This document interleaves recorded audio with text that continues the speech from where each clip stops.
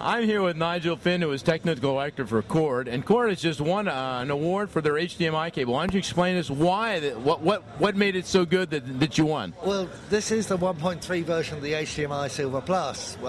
We launched that as a 1.2 version about 2 years ago. This year we upgraded to 1.3 specification, but at the same time we used the time to improve the conductors and to improve the shielding around the conductors as well. Now, honestly, we could have done that with the 1.2, but we haven't done it with the 1.3, and the improved shielding has led to an improved picture quality, which we've been demonstrating here all weekend. Okay, but the 1.2, 1.3, there's some little rumblings out there at 1.4. Some people say maybe coming for the first quarter of 2008. What does that all mean? Or does it mean nothing at all for you? Right now, we're supplying cables to people who are buying contemporary equipment.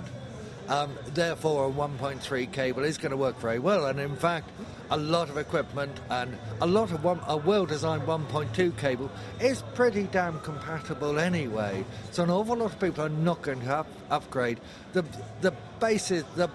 real customer feeling we've got all weekend is that customers are really pretty concerned and pretty cross about the number of advances and the speed at which they're happening. So right now, I'd say don't hold your breath for the Chord 1.4.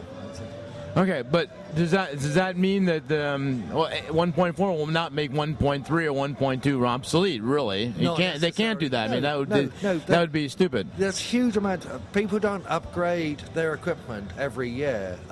Typically in this country, I think a television stays in someone's house for anything up to 14 years is the average life cycle of a television. In this country, we're still convincing people to switch to digital from analog. And that's some 10 years off. It's not going to be a rapid uptake particularly.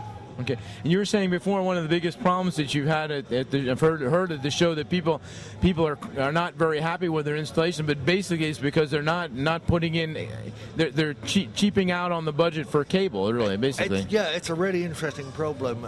In a typical home cinema installation, the runs of cable are already quite long. And perversely enough, the longer the run of speaker cable, the more you need to think about the quality of speaker cable you're putting in. Now, as a cable manufacturer, I'm going to say that, and it's going to really suck. I'm really well, I, as an engineer, can say that because it's mathematical, basically. And we run a cable doctor on our website, and we reckon about 70% of the problems we get coming through on the website are because people have bought really rather good systems and then not spent enough on haven't realized that you need a better type of cable if you have a long distance.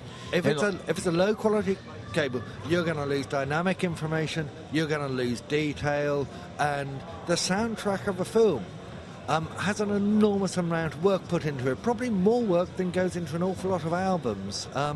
And the music is intended to be a critical part of the film. And I think if people spent a little more money here, or talked to their supplier about cables, I think they'd end up with far more enjoyable systems. Yeah. Okay. So what I suggest is that they go get their checkup at your doctor first. And where can they do that? On what's the website address? They can go to chord.co.uk. That's pretty simple. Yeah, and we try very hard to answer everything within 24 hours. Okay, Nigel, this has been a pleasure, and we're looking forward to seeing you more often, and congratulations again for your award. Thank you. Thank you very much. Cheers.